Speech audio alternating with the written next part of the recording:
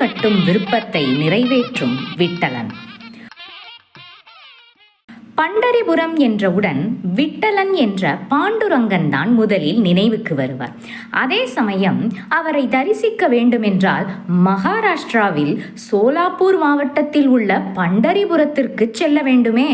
அவ்வளவு தூரம் நம்மால் எப்படி செல்ல முடியும் என்ற ஆதங்கமும் பலருக்கு ஏற்படக்கூடும். அப்படிப்பட்டவர்களுள் நீங்களும் ஒருவரா? கவலையை விடுங்கள், தமிழ்நாட்டிலேயே அவரை தரிசிக்கலாம். இங்கு எழுந்தருளியுள்ள பாண்டுரங்கன் தலங்களுள் ஒன்று தூத்துக்குடி மாவட்டத்தில் விட்டலாபுரம் என்ற ஊரில் உள்ளது. அங்கு சென்று ஆசை தீர அவனை வழிபட்டு வரலாம். பண்டரிபுரம் பாண்டுரங்கனுக்கு இங்கு ஆலயம் உருவானது எப்படி என்பதை பார்ப்போமா?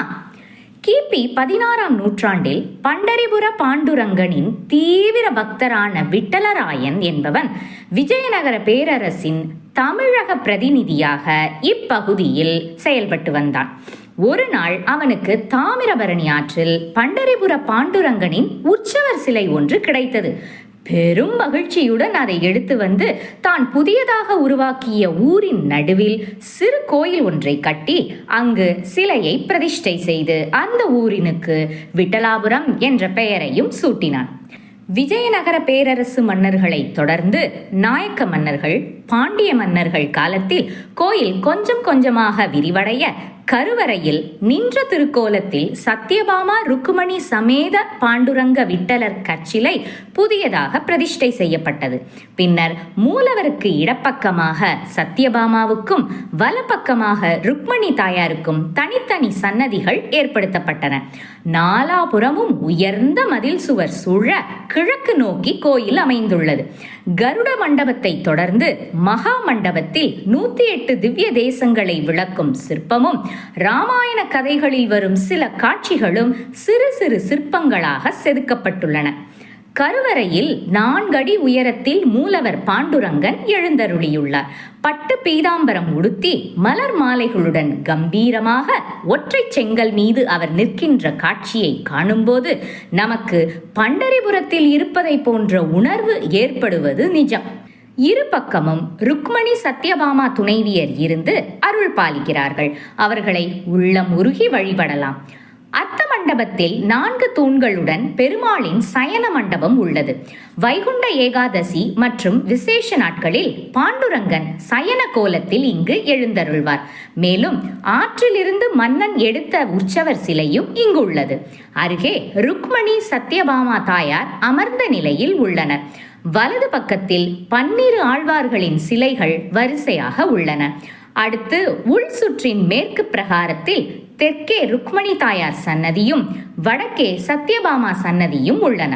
தமிழ்நாடு அரசு இந்து சமய அறநிலையத்துறையின் கட்டுப்பாட்டில் உள்ள இக்கோயிலில் பாஞ்சராத்திர ஆகமப்படி தினமும் 2 கால பூஜைகள் நடைபெறுகின்றன. வருஷாபிஷேக நாளான ஆனி மாதம் சுவாதி நட்சத்திரத்தன்றும் கார்த்திகை மற்றும் பங்குனி மாத ரோஹிணி நட்சத்திர நாட்களிலும் உற்சவர்கள் சப்பரத்தில் எழுந்தருளி வீதி உலா வருவார்கள். புரட்டாசி மாதம் சனிக்கிழமைகளில் சிறப்பு அபிஷேகம், தீபாராதனை நடைபெறுகிறது.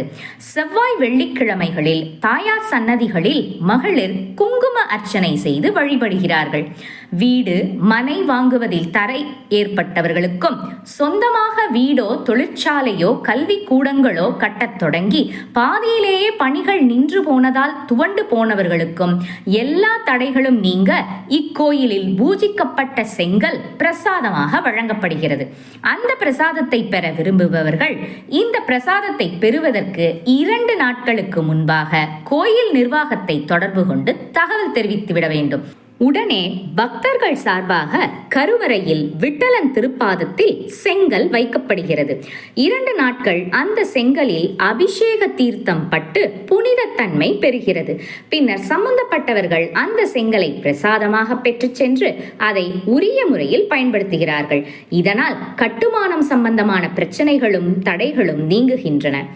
மணப்பேறு மகப்பேறு கிட்ட மூலவருக்கும் பாமா ருக்மணி தாயாருக்கும் திருமஞ்சனம் செய்வித்து வேண்டுகின்றனர். இதனால் அவர்களின் வேண்டுதல்கள் விரைவில் நிறைவேறுகிறதாம்.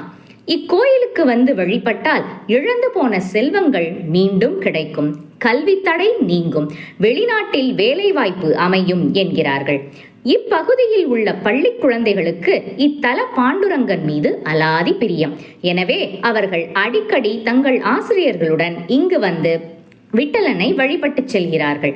அதனால் அவர்களின் ஞாபகத்திறன் அதிகரித்து தேர்வில் அதிக மதிப்பெண்ணும் பெறுகிறார்கள். தற்போது திருப்பணிகள் நடைபெற்று வரும் இந்த ஆலயத்திற்கு 7/7/2025 திங்கட்கிழமை காலை 9:15 மணிக்கு மேல் 10:15 மணிக்குள் மகா சம்பரோக்ஷணம் எனும் திருக்குட நன்னீராட்டு பெருவிழா விமர்சையாக நடைபெற இருப்பது குறிப்பிடத்தக்கது. தூத்துக்குடி மாவட்டத்தில் தட்சிண பண்டரிபுரம் என்னும் விட்டலாபுரத்தில் கோயில் கொண்டுள்ள பாண்டுரங்க விட்டலனையும் ருக்மணி சத்யபாமா தாயாரையும் வழிபட்டு பலன் பெற்றிட ஒருமுறை குடும்பத்தோடு வாருங்களேன். ஆலயம் அமைந்திருக்கும் இடம் திருநெல்வேலி ஜங்ஷன் பேருந்து நிலையத்திலிருந்து 17 கிலோமீட்டர் தொலைவில் விட்டலாபுரம் உள்ளது. அனவரதநல்லூர் வரை வரும் பேருந்தில் பயணித்து அங்கிருந்தும் விட்டலாபுரம் வரலாம். தரிசன நேரம் காலை 8:30 மணி முதல் பகல் 12:30 மணி வரை, மாலை 4:30 மணி முதல் இரவு 8 மணி வரை. தொடர்பிற்கு கோயில் டிரஸ்டி திருமதி கோமதி ஜானகிராமன் அவர்கள். அலைபேசி எண் 8946032479.